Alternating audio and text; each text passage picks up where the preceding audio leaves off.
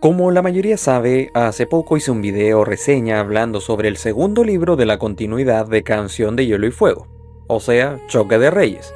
Ese libro me encantó. Su historia dio un enorme salto al expandir de forma excelente su universo y al traer a nuevos e interesantes personajes. La trama política es impecable y la parte de misterio y aventura está muy bien desarrollada. Pero sé que no están en este video para escucharme hablar de lo que me gustó del libro. Otra vez. No. Como ya se está haciendo tradición, es momento de analizar las adaptaciones de ciertos libros y ver si cumplieron con el objetivo de plasmar de forma digna su material original. En este caso, Choque de Reyes fue adaptada en la segunda temporada de la serie Juego de Tronos. Después de esta temporada, la serie se consolidó como uno de los proyectos audiovisuales más grandes de la televisión y de HBO. Y considerando lo buena que fue, no es algo que nos resulte extraño. Pero ya saben lo que digo siempre, no existe la adaptación perfecta. Y ahora es momento de ver cuáles fueron los fallos o las omisiones, acertadas o erróneas, de esta temporada en relación al libro. Como siempre, les doy la bienvenida a mi canal. Yo soy su anfitrión, Nico Reader, quien otra vez viene a quejarse del mal trabajo realizado por los guionistas a la hora de adaptar un libro. Pero no crean que voy a ser tan hater en este video. Como todo buen fanático, quise disfrutar de esta segunda temporada comprendiendo que es imposible adaptar plenamente toda la historia que el libro nos entrega. Recordemos lo evidente, es una serie para televisión, no una película, por lo que la historia aún depende mucho del presupuesto que le den al proyecto. Aunque sí tiene algo a su favor, el tiempo en pantalla. Ese fue el lado más positivo de todo esto. Las películas pocas veces alcanzan a adaptar todo un libro en 2 horas o un poco más. Pero esta segunda temporada logró abarcar prácticamente todo el libro e incluso se dieron la libertad de adaptar partes del tercer libro, Tormenta de Espadas. Así que, al igual que ocurrió con el video comparativo de Juego de Tronos, voy a centrar este video en mencionar los cambios más destacables que hizo la serie en relación al libro, mencionando si estos ajustes fueron acertados o no. Como saben, esta es la simple opinión de un fan, así que nada de lo que diga es una verdad absoluta. Bueno, basta de dar la lata, que hay ciertas personas entre los espectadores que no aguantan una introducción de más de 2 minutos. Ok, veamos los cambios más importantes, enfocándonos principalmente en los personajes y su importancia en la historia. Comencemos con Tyrion. Como les dije en mi video pasado, la historia de Tyrion es una de las tramas más interesantes y políticas de toda la historia. El autor desarrolló muy bien la inteligencia y la astucia del personaje. Por eso los lectores gozamos de muchos momentos muy bien desarrollados en los que el pequeño Lannister puede demostrar por qué es alguien digno de gobernar. Sin embargo, siento que la serie no pudo plasmar todo eso de forma completa. Sí adaptó muy bien casi todos los momentos claves del personaje, pero a muchos de ellos le faltaron detalles importantes y relevantes para completar su trama política. Una vez más, las carencias de la producción se hacen notar en los escenarios. Por ejemplo, el día del nombre de Joffrey se celebra un pequeño torneo, que incluye las clásicas justas y luchas de espadas. Pero como están en guerra, el evento es todo menos épico. Por eso el perro, o sea Sandor Clegane, no quiere participar porque lo considera poca cosa. Claro que en la serie él sí participa, pero francamente este torneo más bien parece una demostración de habilidad y esgrima en lugar de un evento masivo. La idea del libro era demostrar lo ignorante e iluso que era Joffrey como rey, a quien no le importa que su familia esté luchando a muerte en el norte o que su pueblo esté pasando hambre. Él solo quiere ver a las personas matarse entre sí. Es otra muestra de la psicopatía que destaca en el chico, pero también la idea era demostrar el despilfarro de recursos para satisfacer a un niño idiota. Eso quedó algo omitido en los primeros capítulos de la serie. Y ese despliegue de epicidad también se reduce en la llegada de Tyrion al castillo. Él no llega caminando como quien vuelve a su casa.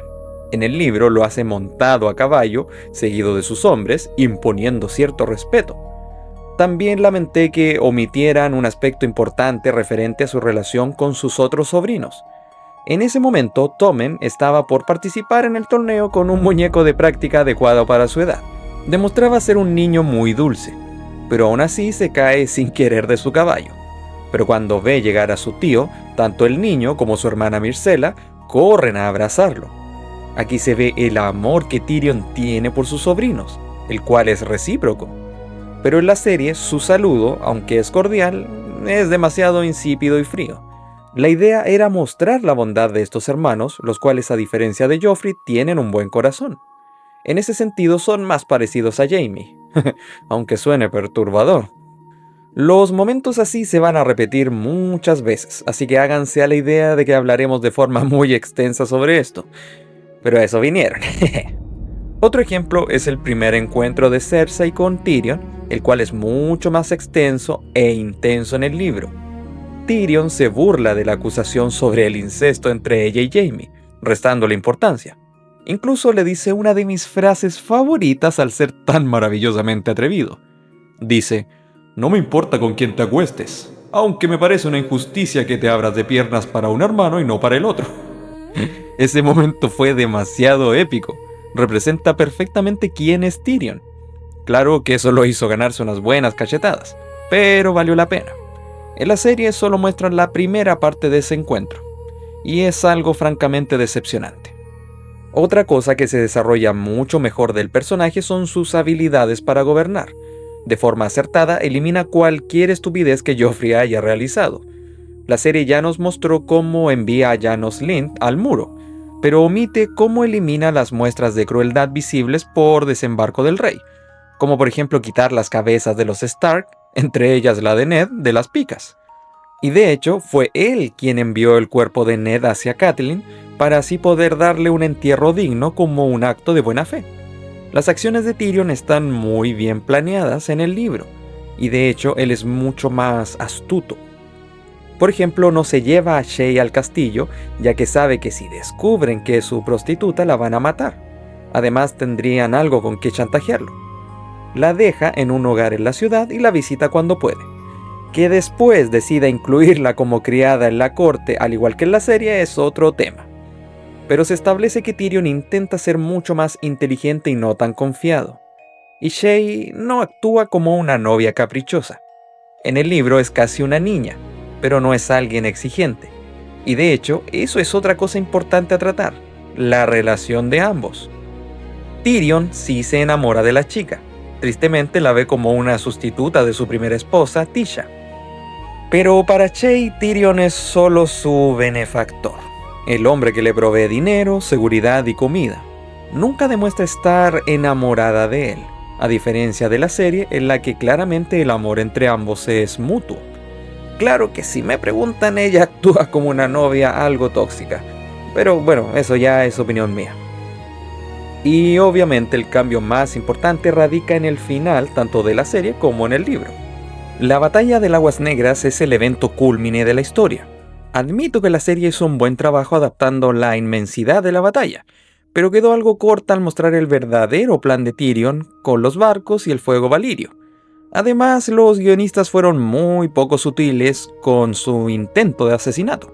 En el libro, Tyrion forma parte activa de la batalla, al igual que en la serie, lo que provocó que se alejara de su ejército en el calor de la batalla. Es aquí donde Sir Mandon Moore, de la Guardia Real, intenta matarlo. No lo hace frente a todos de forma estúpida y poco sutil. Y Tyrion nota que algo anda mal cuando este Sir va en su ayuda. Eso es precisamente lo que le salva la vida, su oportuna reacción. Claro que eso no lo salvó de las trágicas consecuencias. Sí, me refiero a la terrible herida que Tyrion recibe en el rostro. En ambos casos le dan un espadazo en la cara, pero en la serie su herida es algo superficial. Solo le deja una cicatriz en el rostro, la cual, si me permiten decir, lo hace ver bastante genial, como un guerrero. Pero en el libro la cosa fue mucho peor. Aquí nos describen lo siguiente. El tajo era largo y torcido. Comenzaba justo por debajo del ojo izquierdo y terminaba en el lado derecho de su mandíbula. De su nariz habían desaparecido 3/4 partes, así como un pedazo del labio. Le habían cosido los bordes de la herida con hilo de tripa, y las groseras puntadas estaban aún en su sitio, a uno y otro lado del costurón de carne roja, a medio cicatrizar. Prácticamente perdió toda la nariz. Quedó desfigurado de por vida, lo que de hecho fue algo muy cruel de parte del maestro Martin. como si la vida de Tyrion no fuera suficientemente trágica. Así que a partir de aquí, el paralelismo o las diferencias entre el Tyrion de la serie y el de los libros será mucho más notoria. Pero ahora sigamos con la hermosa y majestuosa Madre de Dragones, una personaje muy injustamente relegada. La historia de Daenerys tiene los cambios más significativos entre el libro y la serie. Aquí hay algo muy importante que aclarar. La serie deja establecido que Dany nació con un poder especial, una especie de resistencia al fuego derivada de su ascendencia Targaryen, y que por esa razón ella pudo sobrevivir a las llamas durante el ritual del nacimiento de los dragones. Pero esto es solo un invento de la serie. En el libro, este proceso es una mezcla de rituales antiguos y magia oscura. Todo eso dio como resultado el regreso de los dragones, pero Dany no es resistente al fuego. Se puede quemar como cualquier persona normal. De hecho, su cabello se quema completamente durante este ritual, por lo que durante el inicio del libro está calva, pero poco a poco le vuelve a crecer el cabello. Por eso lleva encima una piel de león blanco que Khal Drogo le había regalado con anterioridad. Se cubre su cabeza con la cara del león, lo que le da un aspecto mucho más ilustre. Ah, y por cierto, el hecho de que esté calva no le quita lo bella, eso queda clarísimo en el libro. Los otros cambios radican en el desarrollo de su historia. Lo que queda del Khalasar de Dany es mucho más numeroso que el visto en la serie. Son por lo menos 100 personas. Pero su viaje por el desierto es triste y agotador. No tienen alimentos ni agua, por lo que con el avance de los días, los más débiles van muriendo poco a poco de inanición y otras enfermedades, hasta que pierde a 1/3 de su gente. Eso queda levemente plasmado en la serie, pero no tanto como para anotar la tragedia de la pérdida, solo de la inanición y la deshidratación. Una de las sirvientas de Dany, quien le enseñó el arte del amor, Dorea, muere de fiebre, a diferencia de la serie en la que sigue con vida hasta el final. Y su caballo blanco, otro regalo de Khal Drogo, tampoco muere. De hecho, Dany lo monta todo el camino y lo sigue llevando consigo como un símbolo de su estatus. Luego de mucho viajar, llegan a una ciudad abandonada en la que se refugian y se abastecen con los frutos del lugar. Y es Rhaenyra quien la encuentra. Él no muere a manos de algún Khalasar rival como ocurre en la serie. Luego todo se mantiene de forma relativamente similar. Yogo llega a Karth, él informa a su reina que unos hombres han venido con él con la intención de conocer a la madre de dragones. Sí, en la serie ocurre esto de cierta forma, pero no. Bueno, ya saben a qué me refiero. Y aquí es donde una vez más la historia de ambos proyectos va en caminos totalmente separados. Prácticamente la mitad de la trama de Dany en Karth es diferente en la serie. Optaron por mostrar cosas más superficiales y le agregaron más drama a su estadía, probablemente porque consideraron que su participación en este libro fue muy simple, lo cual de hecho es cierto y entendible. En el libro, al llegar a Karth, Dany es recibida afectuosamente y en ningún momento cuestionan su ascendencia y también que efectivamente tenga a sus dragones. Es hospedada en la mansión del príncipe mercader Xaro Xhoan Daxos, al igual que en la serie, y le dan muchos regalos. Pero la trama del robo de los dragones y ese golpe de estado en el cual se ve involucrada es inexistente. En el libro eso en ningún momento ocurre. Y ella se dirige a la Casa de los Eternos solo porque nadie más quería darle su apoyo en su cruzada.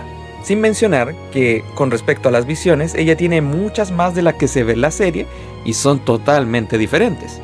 Ella puede ver sucesos que ocurrieron en el pasado, que ocurrirán en los próximos libros, y otras cosas que los fans aún no sabemos qué significa. Esta parte de hecho es muy intensa en el libro. Entiendo por qué la serie cambió las visiones por otras más acorde a la historia que a futuro iban a contar. Pero desgraciadamente eso le quita el factor profético a la saga. Y al final de su historia ella no se va de la ciudad como una ladrona o como una saqueadora, así como se vio en la serie. En el libro tampoco se va en buenos términos, pero no como alguien malvada, si tenemos que decirlo de alguna forma. En el puerto, ella se encuentra con Ser Barristan Selmy y un eunuco llamado Belwas el Fuerte, que le salva la vida de un intento de asesinato. Ambos fueron enviados por el Magister Illyrio. quien también le provee 3 barcos que ella nombra en honor a los dragones de Aegon, y con los cuales se retira de Qarth en paz. Parte de esto fue adaptado en el principio de la tercera temporada de la serie. De hecho, van a notar en el desarrollo de este video que hay muchas cosas que la serie quiso adelantar. Algunas de estas decisiones fueron acertadas y otras no tanto. Pasando a otros personajes, centraremos nuestra atención en el Muro y en mi personaje favorito, Jon Snow, cuya historia, si bien tiene más relevancia que Daenerys, también quedó algo relegada. Un cambio muy importante es que la Guardia de la Noche no inicia su viaje más allá del Muro inmediatamente. En la serie, ellos comienzan su expedición al final de la primera temporada y para la segunda ya se encuentran en medio del trayecto. Pero al principio del segundo libro aún están preparándose para partir. Recién en el segundo capítulo de Jon es que se encuentran de camino. Pero otro cambio radical es que no llegan inmediatamente a la casa de Craster. Antes pasan por una aldea de salvajes en la que confirman que está abandonada. Pero no hay indicios de lucha ni nada, lo cual ayuda a mostrar la misteriosa y tétrica situación que se está llevando a cabo en el norte. La serie hace referencia a eso, pero solo queda en eso, una referencia. Comprendo que por temas de tiempo y presupuesto no pudieron agregar ese detalle, pero algo que no me agradó es la forma en la que resumen el transcurso del viaje. La serie se centra de inmediato en la llegada de la Guardia de la Noche al hogar de Craster, como ya dije, pero para que se hagan una idea, en el libro recién en la página 332 ocurre esto. Claro, eso depende de la edición que ustedes tengan, pero ya saben, es alrededor de la página 300. O sea, cuando ya abarcamos 1/3 de la historia. Antes de eso se nos explica con detalle el terrible viaje que deben afrontar por el bosque encantado, acompañado de una horrible y helada lluvia. El autor es muy bueno relatando la crudeza y el sufrimiento detrás del trayecto, tanto así que podemos sentir el frío de los personajes, y siento que eso se pierde en la serie. La llegada de la Guardia al puño de los primeros hombres ocurre de la misma forma que en la serie, así como el encuentro de Corin media mano. Pero lo que cambia es la descripción de este personaje. Hay un considerable contraste entre ambas versiones. Por un lado, en el libro es descrito como un hombre imponente, fuerte, que da la impresión de ser un guerrero veterano y con una enorme trayectoria en la Guardia. Ahora díganme si el actor al que eligieron en la serie les da esa idea. En el libro, al ser alguien de gran experiencia, decide reclutar a Jon para la misión de exploración, ya que ve potencial en el joven. Así que su misión en el libro es tomar bajo su tutela a Jon, enseñándole el verdadero sentido del deber en el norte, lo cual es muy apropiado considerando lo que ocurre al final de su historia. Sí, en la serie le ocurre lo mismo que en el libro.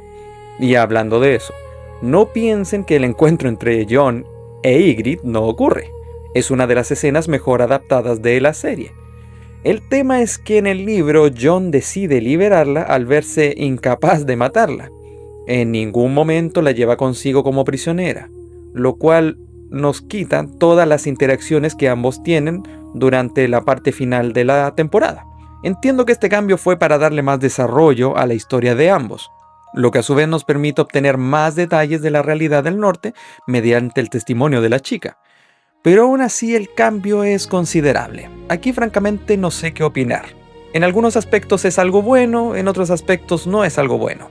Dejaré que ustedes lo decidan. Díganme, ¿les gustó este cambio? Pero como dije, todo lo demás se mantiene intacto. Jon tiene que matar a Corin como una forma de probar que ya no es leal a la Guardia de la Noche, y de la misma forma, tanto en la serie como en el libro, se une a los salvajes como un infiltrado para tratar de descubrir los planes de Mance Rayder. Otro de los mayores cambios tiene que ver con Theon Greyjoy. En este libro tiene su gran momento protagónico, por lo que gran parte del libro está centrado en su historia. La personalidad del joven no varía mucho en ambas versiones, lo cual agradezco. El cambio radica en la forma en la que se desarrolla su trama. Obviamente, cuando el joven llega a Pike no es recibido por su hermana como nos muestra la serie. Es su tío quien lo lleva al castillo y al primer encuentro con su padre, Balon Greyjoy. Aquí es cuando le revelan que él planea invadir el norte. Claro que aquí la serie hizo un gran acierto al mostrar una escena en la que Theon originalmente sí iba a advertir a Robb del ataque de los Greyjoy, pero se arrepiente y quema la carta. Me gusta esta escena porque demuestra la dualidad del personaje, las dos lealtades que tiene. Siente remordimiento por su traición a los Stark, pero decide escoger a su familia pensando ilusamente que de esta forma se puede ganar su aceptación y respeto. Pero Theon en el libro no planea advertir a Robb para luego arrepentirse como ocurre en la serie. Al parecer en los libros su ambición siempre fue más grande que su lealtad. Además, su primer encuentro con su hermana es mucho más perturbador que en la serie, y eso ya es mucho decir. Digamos que hay más toqueteos e insinuaciones subidas de tono. Además, en el libro se llama Asha. Nunca entendí por qué le cambiaron el nombre en la serie. Tal vez para que no se confundan con el nombre de Osha, otra personaje importante. Y aquí puede que me malinterpreten, pero digamos que Asha es descrita como una mujer atractiva, de apariencia fuerte y con el cabello corto. Toda una guerrera del mar. La actriz en la serie solo cumple con una de esas descripciones. Sin embargo, no todo es malo en la serie. Cierta escena donde se muestra el descargo que tiene Theon hacia su padre por tratarlo mal cuando él llegó, en el capítulo 3, fue genial. Hay que admitirlo. Eso fue muy merecido y bastante satisfactorio. Pero una vez más, el cambio más grande radica al final, en la que la serie, una vez más, adelanta ciertos aspectos de la trama que pertenecen al próximo libro. Me refiero al momento en que Theon es capturado. A diferencia de la serie, en el libro sus hombres no lo traicionan. De hecho, se mantienen bastante leales a pesar de todo. El tema es que producto de ciertas circunstancias anteriores, un sujeto llamado Hediondo, el cual era un sirviente del aparentemente fallecido Ramsay Nieve, el hijo bastardo de Roose Bolton, es capturado en Invernalia y comienza a servirle a Theon. Al ver que su supervivencia es prácticamente nula, Theon envía a Hediondo a contratar mercenarios para defenderlos. Pero al regresar se nos revela que Hediondo todo el tiempo fue el mismísimo Ramsay, un personaje muy perturbador del cual hablaré bastante en su momento. De forma implacable y demostrando una gran astucia, captura a Theon e incendia Invernalia, matando a casi todos los que se encontraban ahí. Este fue uno de los mejores cliffhanger del libro, el cual fue poco aprovechado en la serie. La historia de Theon está muy ligada a la de Bran Stark, producto de la invasión a Invernalia. Lo bueno es que la serie respeta en su mayoría esta trama, con una enorme excepción: Meera y Jojen Reed. Ellos son los hijos de Howland Reed, señor de la Atalaya de Aguas Grises y un antiguo amigo de Ned Stark.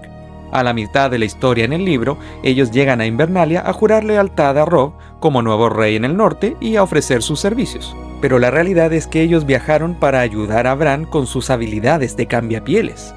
Además, Jojen también tiene sueños con el cuervo de 3 ojos y sabe lo importante que es Bran debido a esto. Por eso la relación de los chicos es tan importante.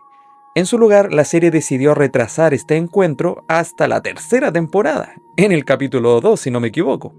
Por lo que perdimos todo el desarrollo de esta relación junto con muchas revelaciones sobre las habilidades místicas de los verdevidentes. Tal vez los guionistas consideraron que no había tiempo para incluir esta trama en una temporada que de por sí ya era bastante intensa, pero fue otro de los cambios que no me gustaron.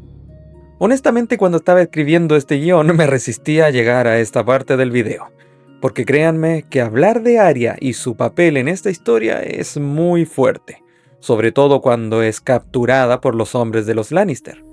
Sus penurias como prisionera son mucho más gráficas en el libro y también el de las personas a su alrededor.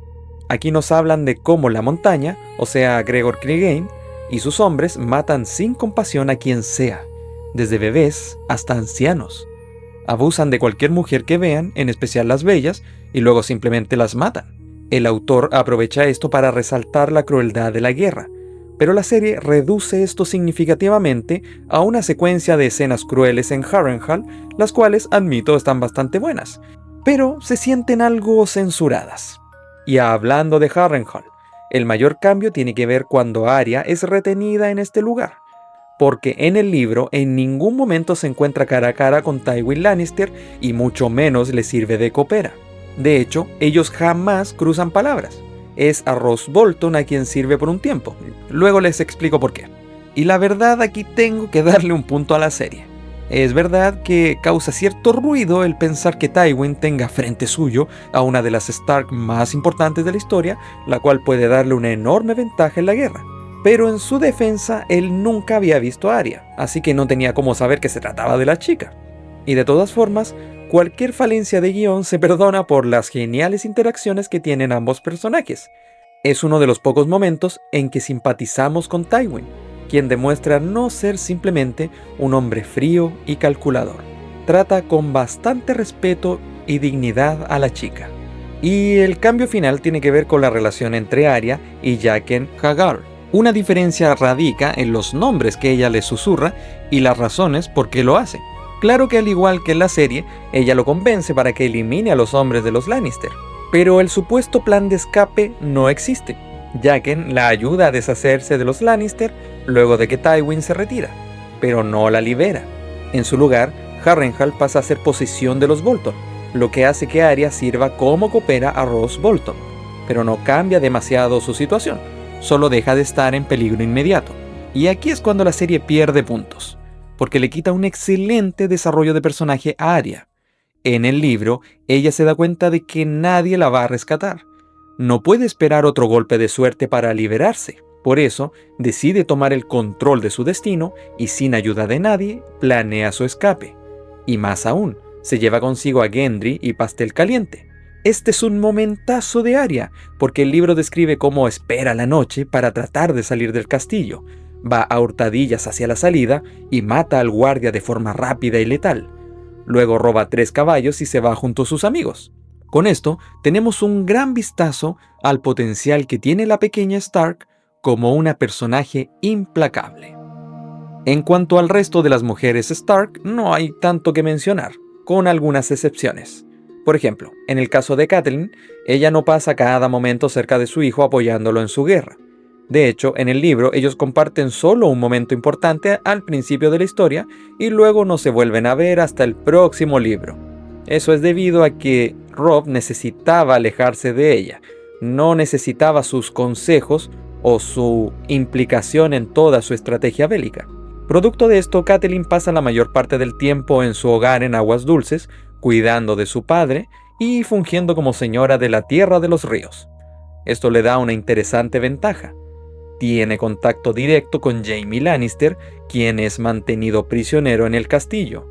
Él no se queda al lado del campamento de Robb Stark como en la serie.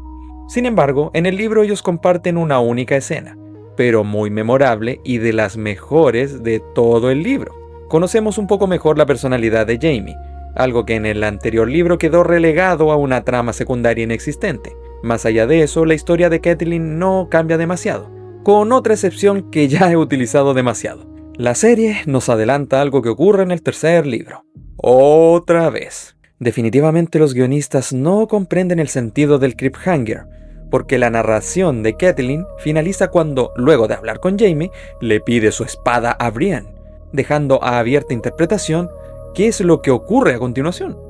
La serie pierde eso y nos confirma rápidamente que ella decidió traicionar a su hijo y liberar a Jaime. Para mí fue algo muy anticlimático. Sin embargo, ya saben que la serie de vez en cuando realiza algunos cambios positivos que mejoran considerablemente la narrativa de la historia. Y en este caso, uno de los cambios más sobresalientes tiene que ver con Robb Stark, el rey en el norte. En mi video anterior, mencioné que una de las peores cosas del libro fue dejar de lado a Robb en un segundo plano casi inexistente. Es alguien demasiado importante como para omitirlo de este modo. Bueno, los productores de la serie comprendieron que esto no podía ser así. Robb es uno de los 5 reyes claves de esta historia. No puede desaparecer así como así. Hasta Renly tiene más apariciones que él. Por eso le dieron mucho más desarrollo a su arco bélico. Veremos muchas escenas suyas en el campo de batalla, trazando estrategias con sus lores de confianza, y lo más importante, le dieron un arco romántico. Aunque hay que mencionar que su relación de amor con Talisa Maegir es inexistente en los libros. De hecho, la personaje técnicamente no existe. En los libros, Robb sí se enamora rápidamente de una joven y se casa con ella, pero de esto nos enteramos después, en el tercer libro, otra vez. Y la joven en cuestión es Jane Westerling, alguien de quien hablaremos en un próximo video. De Sansa lamentablemente no puedo decir mucho en este video, ya que ambas historias se mantienen muy similares, con dos excepciones. Su relación con Sir Dontos, el caballero que ella ayudó y que posteriormente se transforma en un bufón, inicia mucho antes, y desde este segundo libro él ya intenta ayudarle a escapar. Esto puede sonar como una historia de amor o digna de un cuento de princesas, pero la verdad es bastante perturbadora. El sujeto es mucho mayor que Sansa. Es un borracho que da un poco de lástima y que siempre va desasiado. Pero aún así insiste en tratar a Sansa con un cariño muy extraño. Le pide que lo bese cada cierto tiempo, lo cual es bastante asqueroso. Ver a un adulto pidiéndole un beso a una niña de 11 años es horrible. Y hay algo que no me gusta de la serie. No sé por qué insisten en representar a Sansa como una niña malcriada que se desquita con los demás por su situación, como ocurre en esta escena con Shae. La Sansa de los libros es mucho más amable y recatada. Se reprime todo el tiempo a sabiendas de la situación en la que se encuentra. Por eso no es difícil que en este punto los lectores nos empecemos a encariñar con ella, a pesar de lo ocurrido en el libro anterior. Sí, sé lo que pueden estar pensando. Muchas personas no comprenden exactamente por qué los fanáticos de los libros defienden tanto a Sansa, siendo que, bueno, la Sansa de la serie es como es. Pues aquí es donde, al igual que ocurre con Tyrion, la Sansa de los libros se va dirigiendo por un camino totalmente diferente a la Sansa vista en la serie. Y créanme que la Sansa de los libros es una chica mucho más querible por muchas razones, pero eso lo veremos próximamente. En esta temporada, la malvada Cersei Lannister también recibe un poco más de protagonismo, al igual que Robb Stark. En este caso, se puede ver el evidente amor que le tiene a sus hijos, lo que al igual que en el libro provoca que no actúe de forma lógica y en su lugar sucumbe a sus miedos, lo que le hace cometer serios errores, en especial en la guerra. Gracias a esto, vemos la verdadera razón por la que Joffrey es como es. Toda su vida fue malcriado por su madre, la cual canalizó muchos aspectos de su terrible personalidad en su hijo, convenciéndolo de que al ser el rey puede imponer las cosas a su antojo. Cersei estaba convencida de que de esa forma se ganaría el cariño de Joffrey, dándole lo que él quiere y así lo escucharía en su mandato. Pero fue todo lo contrario. Esta fue la razón por la que el chico realizaba esos actos tan deplorables y tenía esa personalidad odiosa y desagradable. Aprovecho la oportunidad para destacar el impecable trabajo del actor Jack Lawson, ya que hay que tener un enorme talento para que te lleguen a odiar de esa forma. En fin, en los libros nunca tenemos un vistazo de las interacciones entre Joffrey y Cersei, por lo que no comprendemos exactamente cómo es su relación. La serie logró dar un poco más de contexto a este asunto y de paso obsequió a Cersei con un poco más de protagonismo necesario. Otro de los personajes que recibió uno de los cambios más favorables fue Brienne the Dark, pero solo en el aspecto físico. El autor fue considerablemente cruel al crear a la personaje en los libros, ya que se le describe como alta, de contextura ancha y musculosa, cabello rubio pero pajoso, ojos azules, tez clara pero llena de pecas. Además tiene unos labios carnosos y feos con dientes disparejos. O sea, hablando muy amablemente, es muy poco agraciada. Pero claramente Gwendoline Christie, la actriz que la interpreta, no encaja totalmente con esas descripciones. Ella también es alta y con una notoria musculatura, pero ni de chiste es alguien fea. Ese fue otro punto para la serie, el mejorar considerablemente la apariencia de la personaje y castear a una actriz ideal para el papel. Hay un par de momentos del final de la serie que vale la pena mencionar. Más que nada porque estos no están presentes en el libro y también representan un gran cambio en la historia, o al menos en la percepción que los espectadores tienen de ella, como por ejemplo el matrimonio entre Robb Stark y Talisa. Pero definitivamente la escena más potente es la última de la temporada, ese épico vistazo al ejército de los muertos, con el pobre Sam viéndolo todo muerto de miedo. Es verdad que es una escena bastante inquietante y que genera una gran expectativa a la futura gran amenaza que representan los caminantes nocturnos. Pero lamentablemente nada de eso es canon en los libros, o al menos no de esa forma. Sí hay un ejército de muertos, el cual está dirigido por los otros. Pero en el libro hasta el momento no tenemos un vistazo claro de eso. Solo tenemos reportes externos o personas que creen haber visto algo así. Así que sí, Esta escena es buenísima, pero al igual que muchos, aún no entiendo por qué no mataron a Sam. En fin, estas son preguntas que nunca tendrán respuestas. Hay algo a lo que no le he dado su merecido crédito, que en lo personal creo que la serie hace muy bien, y eso es su impecable banda sonora. El compositor, Ramin Djawadi, ha estado presente en prácticamente cada temporada de casi todas las series de Game of Thrones, y su trabajo siempre ha sido de una calidad insuperable. Es gracias a sus increíbles composiciones que podemos sentir que realmente estamos viviendo la experiencia de Canción de Hielo y Fuego. Durante las temporadas podremos disfrutar de muchos temas increíbles que a futuro serán prácticamente himnos de esta saga y también forman parte de su sello personal. El épico tema de apertura ya debería ser suficiente prueba del talento de este compositor. Pero él va más allá. Cada una de las casas más importantes de esta saga tiene su propio tema característico.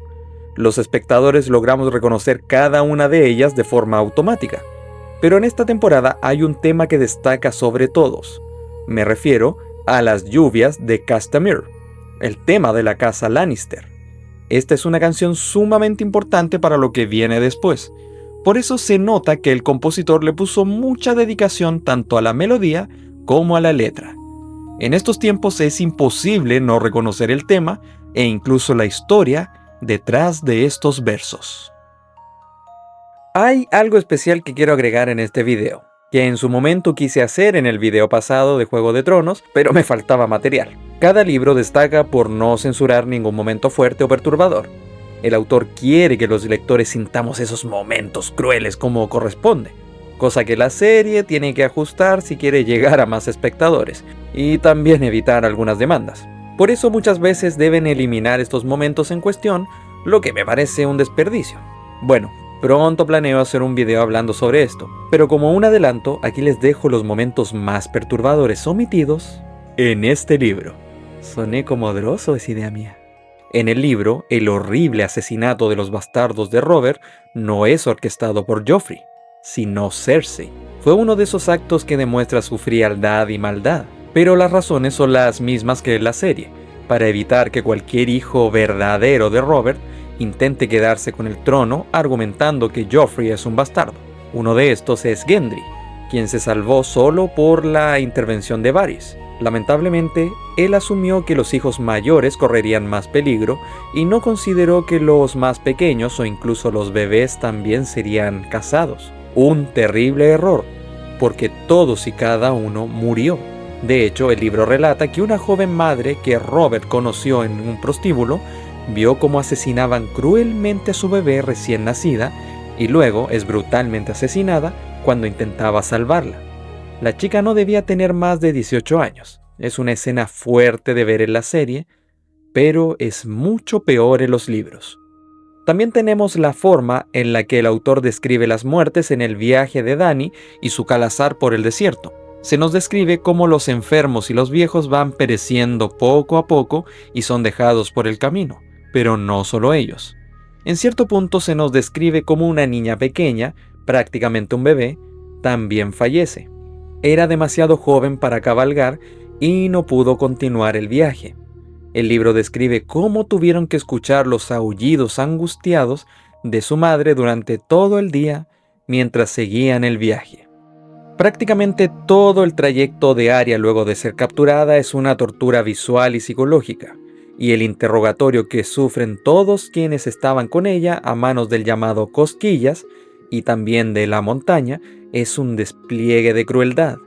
El capítulo 6 de Arya nos describe las peores cosas que les podían ocurrir a todas estas personas, desde sufrir heridas atroces, traiciones y ver cómo tus seres queridos mueren frente a todos ellos. A veces ni siquiera es con el fin de obtener alguna información de los enemigos de los Lannister. En cierto momento el libro describe cómo un niño de 3 años no dejaba de llorar llamando a su padre, así que le destrozaron la cabeza con una maza. Cuando la madre del niño empieza a gritar, la matan a ella también. Y lo peor era que Arya los vio a todos morir y no pudo hacer nada. No crean que estos 3 son los únicos momentos perturbadores del libro que fueron omitidos en la serie. Créanme que queda mucho por mencionar. como la muerte del maestre Crescent, el cruel destino de Lady Hornwood, lo que le ocurre a Lady Lolis en Desembarco del Rey, y la verdad sobre la muerte de Rickard Stark y su hijo mayor Brandon. Pero todo eso lo estaré recopilando para una futura tanda de videos centrados en eso con detalle.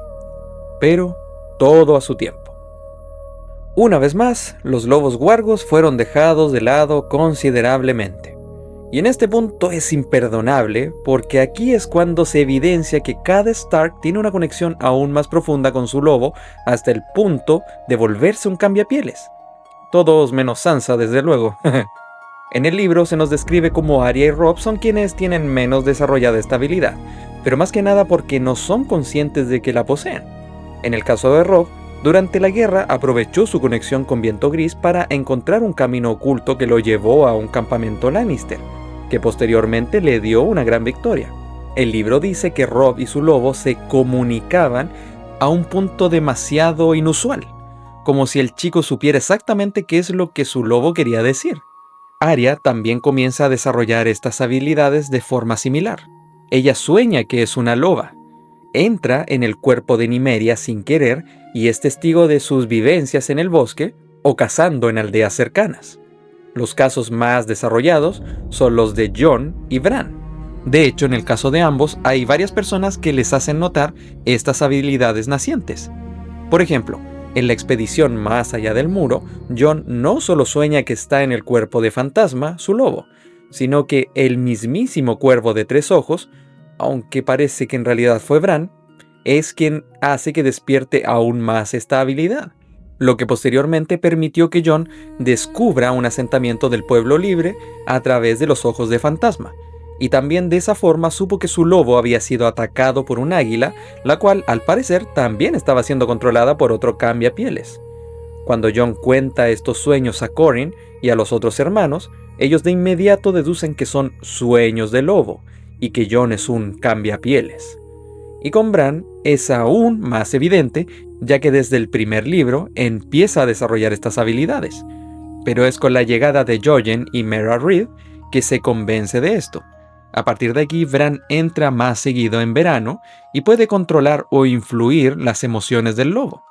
Algo parecido ocurre con Rickon y Peludo, pero al ser tan pequeño no puede controlar sus emociones, y por eso queda algo ambiguo si él también es un cambiapieles, pero lo más probable es que así sea.